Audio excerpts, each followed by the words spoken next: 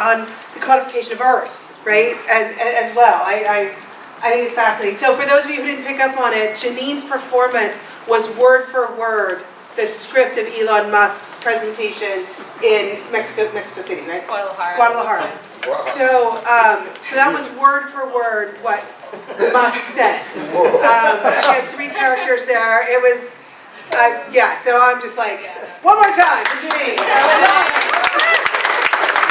So does anyone have any questions for our esteemed panelists? Hannah. Okay, let me see if I'll have to formulate this. Thank you, it was brilliant, and thank you to Elon Musk for being here with us.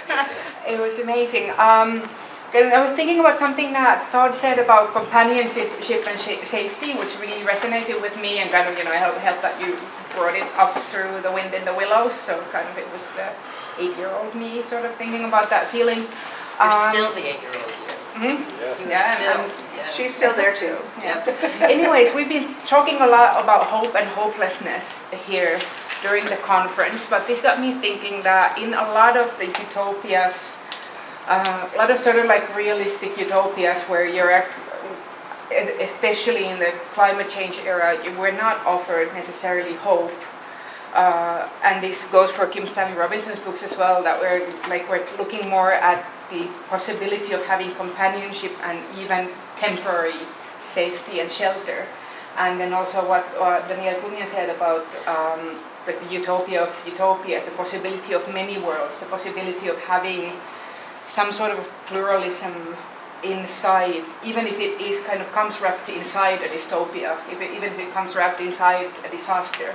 So I'm kind of, I don't know what my question is, but sort of like, what are your thoughts about this? Like, does this type, what are your thoughts about presenting hope? Like, is it necessary to have hope if you're writing a utopia, or if you're writing a fantasy, or can you kind of skip the hope and just go directly to the possibility of having companionship and that, like, life, a plurality? Would you say that was hope?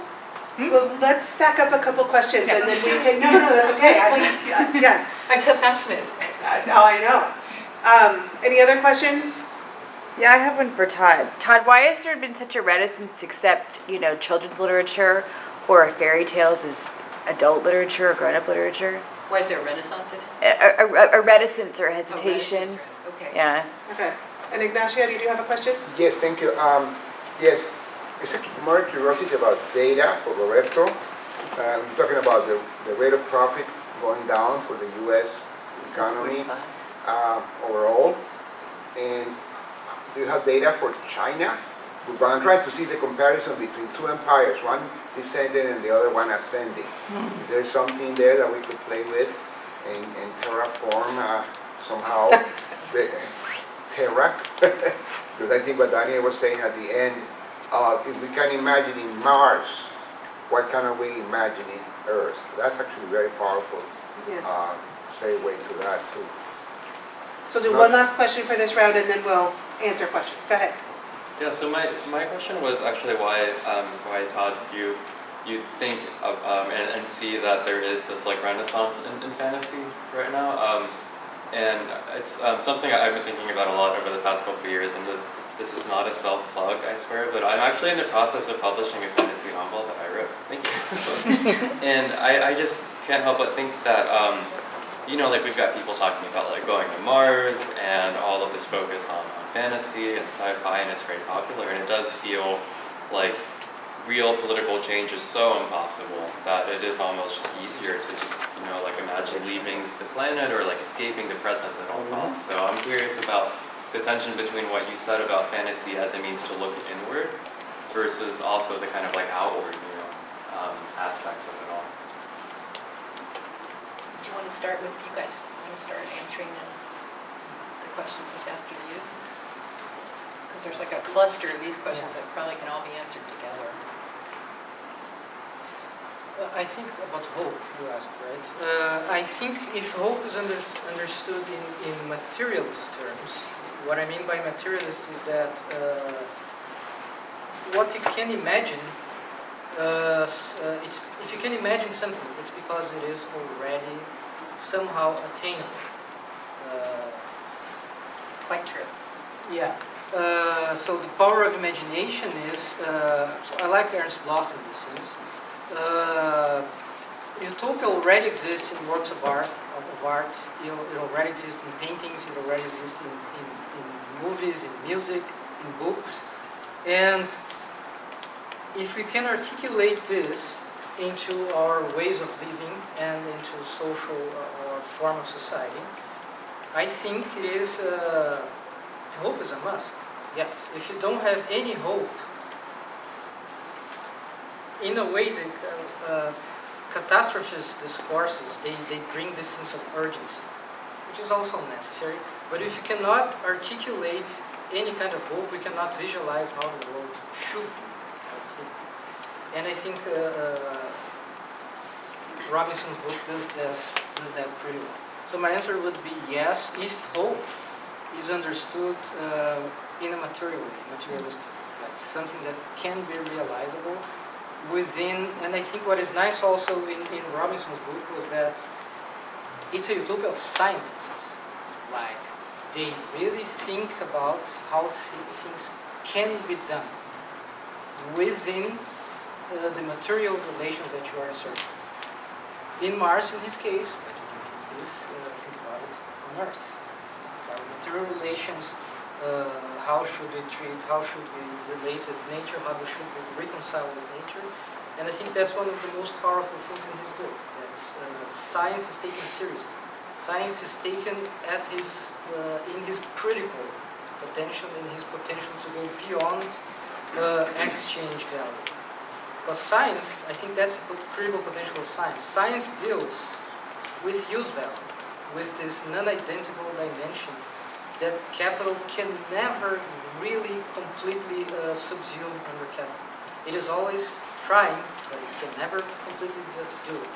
And its science deals with that. That, in my view, that's the critical utopian potential of science.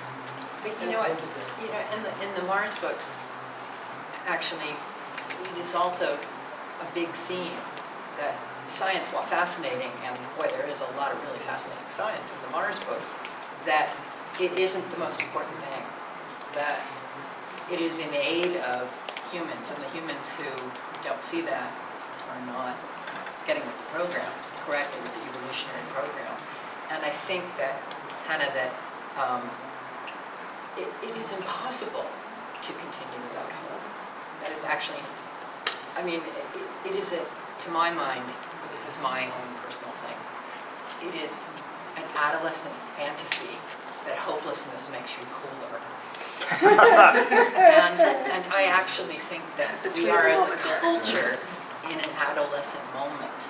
And I think that this actually will go to answer Laura's question and your question too, which is that one of the reasons why there is a reticence about a love of children's books and people pretend they don't like them or they kind of scorn them is that adolescent embarrassment. You know, you're looking around going, everybody else is an adult and I'm not. And it's not true. We never stop being children, and it's a good thing that we don't. And we should be paying attention to how children respond to things because they are closer to what the original source was of being human, and then it kind of gets beaten out of them, all of us, as we get older.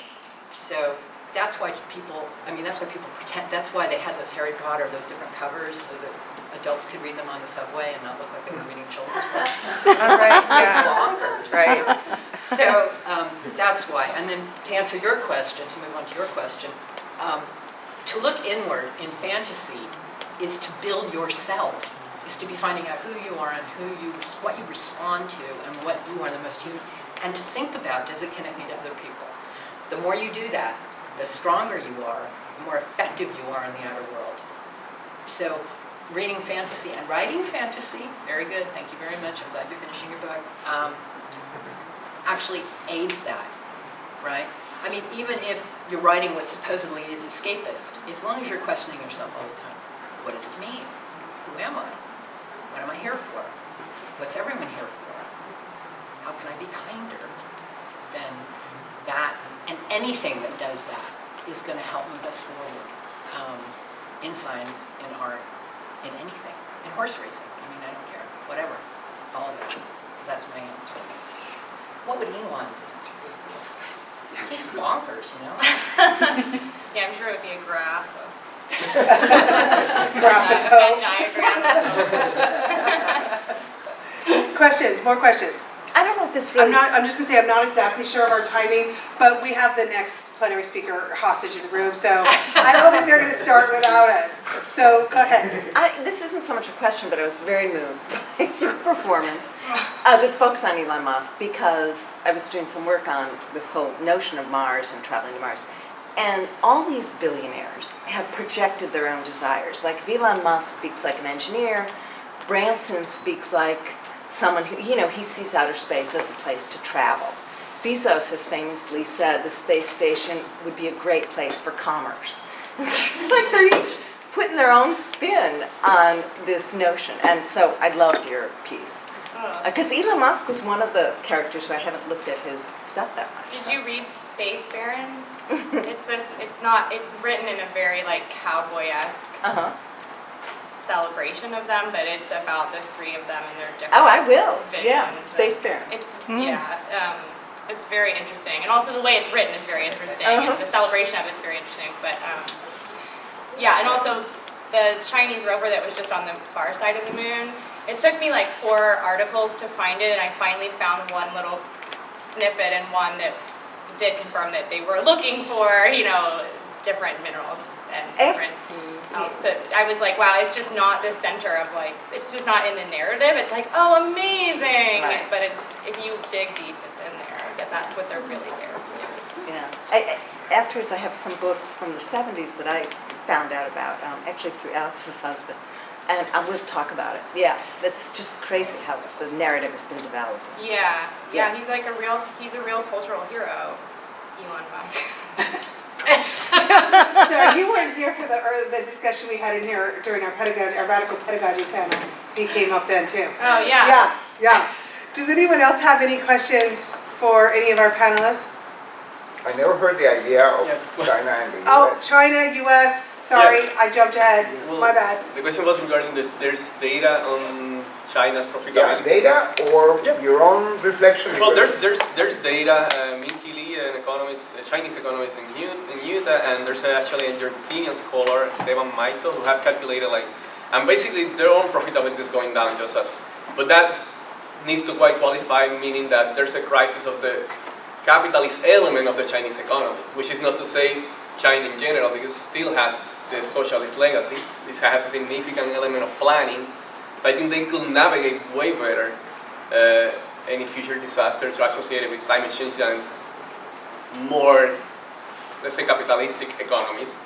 So the thing is that with China, our view, I think, is always blurred or distorted by the unfair comparison, meaning like China versus the US. It's like, if you look at China, how they live, it's unfair. But if you look at China, starting point 1949, the revolution, up to today, it's a history of some horrors, but also great achievements. Like, people live longer, they're healthier, it's compared to the starting point.